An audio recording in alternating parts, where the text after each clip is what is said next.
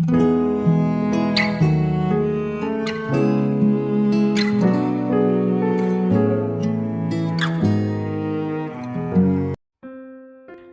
saudara yang kasih Tuhan Yesus, selamat malam dan salam sejahtera bagi saudara semuanya. Saya menyapa bagi saudara yang ada di Indonesia dari Sabang sampai Merauke, baik yang di kota maupun yang ada di desa sampai di pelosok tanah air. Dan saudara semua yang ada di Malaysia, di Sabah, di Sarawak, di Kuala Lumpur, di Singapura, di Amerika Serikat. Senang sekali kembali menjumpai saudara kembali pada saat ini. Kiranya damai, sejahtera, dan sukacita daripada Roh Kudus senantiasa melimpah dalam hati dan kehidupan saudara semua. Dan kiranya saudara semua dalam keadaan sehat selalu, puji Tuhan. Selamat datang kembali di Pokok Anggur bersama saya Yosia Krisbianto. Mari saudaraku, sebelum kita bersama-sama merenungkan firman Tuhan, mari kita bersatu di dalam doa. Bapa di surga, Bapa yang baik, yang penuh dengan kasih dan karunia, Bapa yang kami muliakan, di dalam nama Tuhan Yesus Kristus, kami sungguh mengucap syukur oleh karena pertolongan dan penyertaan Tuhan di sepanjang hari ini, sehingga kami boleh dimampukan Tuhan untuk menikmati, melewati hari ini, hari pemberian Tuhan untuk melakukan tugas kami, tanggung jawab kami, serta semua aktivitas kami. Itu semua karena berkat pertolongan daripada Tuhan. Dan pada saat ini kami kembali rindu ya Tuhan untuk merenungkan firman-Mu. Berbicaralah kepada kami ya Tuhan, urapi kami dan jamah hati kami, sehingga kami boleh mengerti dan memahami maksud firman Tuhan. Terima kasih Tuhan, kami siap merenungkan firman-Mu. Hanya di dalam nama Tuhan Yesus Kristus kami berdoa. Amin. Baik saudara yang kasih Tuhan Yesus, pembacaan firman Tuhan pada saat malam ini terambil dalam Ulangan pasal 28 ayat yang ke-13. Demikian firman Tuhan. Tuhan akan mengangkat engkau menjadi kepala dan bukan ekor. Engkau akan tetap naik dan bukan turun, apabila engkau mendengarkan perintah Tuhan Allahmu. Puji Tuhan. Saudara kasih Tuhan Yesus, ada saatnya manusia merasa bahwa hidupnya sudah tidak berharga lagi. Banyak hal yang membuat manusia merasa dirinya tidak berarti. Di antaranya saat mengalami kegagalan, atau saat tidak diterima oleh orang lain. Pada saat mengalami kondisi seperti itu, segalanya seperti berakhir.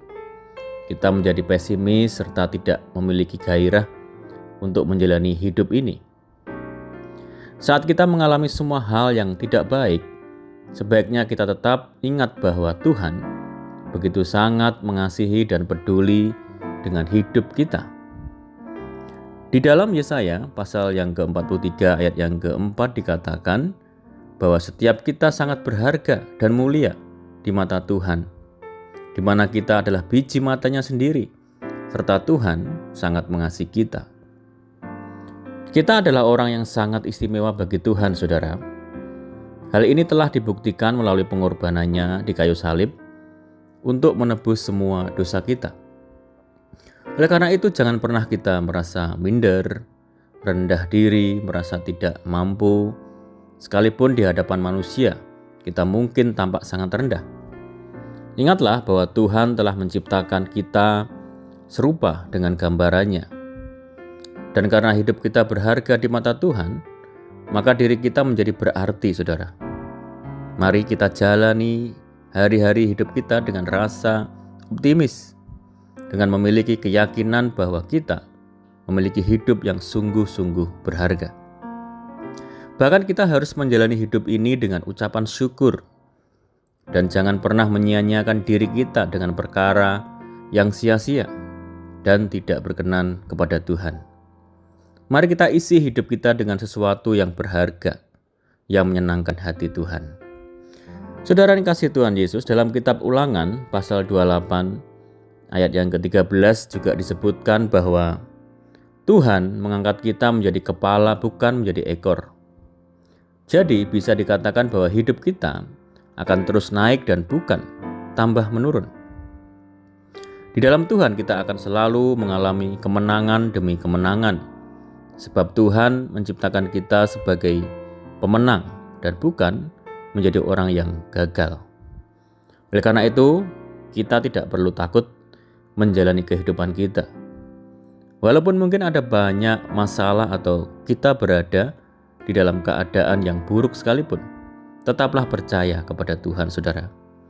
Tuhanlah yang menjamin semuanya, serta Tuhan memiliki rencana yang terbaik buat hidup kita. Rencana Tuhan sangat indah sehingga kita tidak perlu takut akan hari esok. Walaupun kita tidak tahu bagaimana masa depan kita, namun kita harus percaya bahwa Tuhan sudah menyediakan masa depan yang penuh dengan harapan. Dia sanggup memulihkan hidup kita. Apapun keadaan kita hari-hari ini, ingatlah selalu bahwa kita ini istimewa dan kita ini berharga bagi Tuhan. Dan Tuhan sangat mengasihi kita, puji Tuhan. Saudara dikasihi Tuhan Yesus, kita tahu kalau Daud adalah salah satu tokoh besar Alkitab yang mengalami depresi yang cukup besar. Dia mengalami masa yang sangat sulit dalam hidupnya. Dia melarikan diri dari Raja Saul karena ancaman bahwa dirinya akan dibunuh. Di sebagian besar bagian kitab Mazmur, kita bisa baca keluhan-keluhan dan keadaan Daud yang sangat putus asa. Dia memakai kata-kata seperti kewalahan, beban berat, tertunduk, terganggu, masalah, dan kematian. Kata-kata menggambarkan bahwa keadaannya tampak sangat mengerikan. Akan tetapi, di beberapa bagian, Daud tetap mengingat bahwa Tuhan itu adalah sumber harapan. Dia percaya bahwa tempat pengungsian yang aman hanya di dalam Tuhan. Hubungan yang terjadi antara Allah dengan Daud yang intim membuktikan bahwa sungguh Allah sangat mengasihi dan menghargai manusia. Saudara, dari Daud kita belajar bahwa bagaimana kita perlu mengingatkan diri kita akan janji Tuhan saat dalam keadaan depresi dan tekanan, serta percaya penuh bahwa Allah sangat menghargai dan mengasihi kita. Walaupun kita merasa keadaan tidak akan jauh lebih baik, kita bisa mengingat bagaimana Tuhan datang di masa lalu dan tidak akan pernah mengecewakan kita, baik saat ini maupun di masa yang akan datang. Amin, puji Tuhan. Mari kita berdoa. Bapa di surga, Bapa di dalam nama Tuhan Yesus, terima kasih Tuhan buat firman-Mu saat ini. Terima kasih Tuhan yang telah membuat kami berharga. Ajar kami selalu percaya dan bersyukur atas kebaikan Tuhan. Terima kasih ya Tuhan, meteraikan firman-Mu dalam setiap hati kami saat ini. Dan saat ini kami rindu berdoa bagi saudara kami yang mendengar program ini dimanapun mereka berada, baik di dalam negeri maupun di luar negeri. Saudara kami yang di perantauan, Tuhan berkati mereka ya Tuhan. Tuhan teguhkan hati mereka untuk senantiasa kuat di dalam Tuhan. Tuhan menjamah menyembuhkan setiap saudara kami yang terbaring sakit saat ini di dalam nama Tuhan Yesus Kristus. Tuhan memberkati saudara kami semua dalam rumah tangga, dalam keluarga, pekerjaan bisnis, pendidikan, pekerjaan di kantor, di perusahaan, pekerjaan di ladang, dan dimanapun mereka bekerja. Mohon penyertaan dan penjagaan Tuhan malam hari ini. Pimpin kami dan tuntun kami ya Tuhan, supaya kami dapat berjalan dalam terang firman Tuhan. Berdoa bagi saudara kami yang terikat oleh kuasa, dosa, dan kutuk, dibebaskan dan dilepaskan di dalam nama Tuhan Yesus. Tuhan berikan penghiburan bagi saudara kami yang menderita.